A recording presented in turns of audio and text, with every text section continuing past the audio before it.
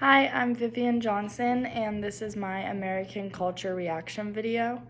After reading the article Nasarima, I thought it was extremely interesting and well done because you don't realize the play on words, and just while during the article I thought, oh, how barbaric, it kind of makes you think just who would do these things, and then you realize the further you get through the article that it is a play on words and that in actuality we do those things every year, if not more.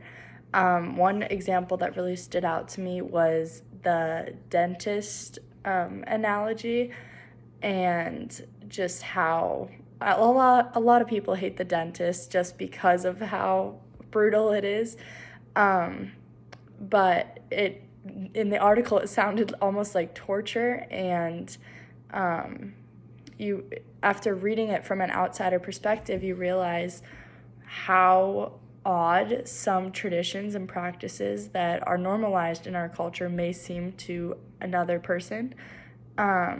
So I thought that overall that article was super interesting to read, and it made me think of some traditions and practices that we do every day in America, and as well as other cultures, that may seem kind of odd to someone who doesn't do those traditions as well.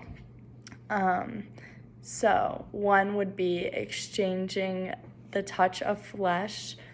When you're first meeting somebody, if I were to come up to you and exchange the touch of flesh without knowing where else you have touched or where I have touched, that sounds very odd to someone else, and personally not something that I would like to partake in.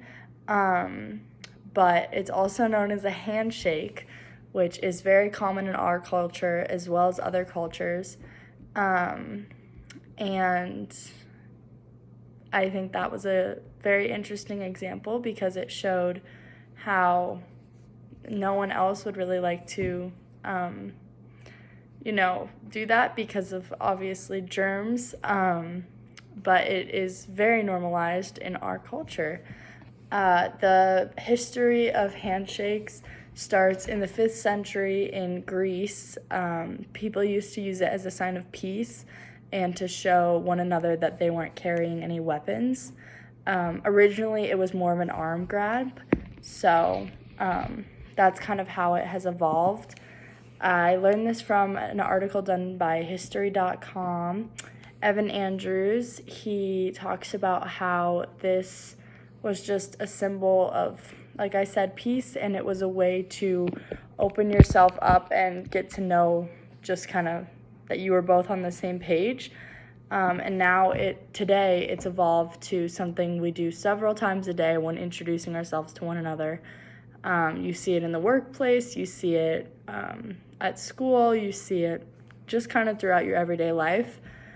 And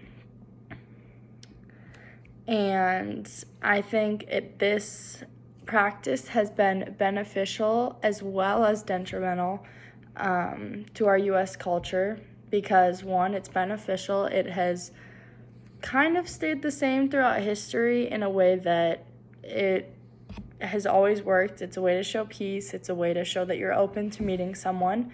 But at the same time, I think it's detrimental and definitely odd to someone who definitely may seem odd to someone who doesn't really know what you're talking about, due to the fact that you're shaking hands with a random stranger, and hands contain thousands of germs.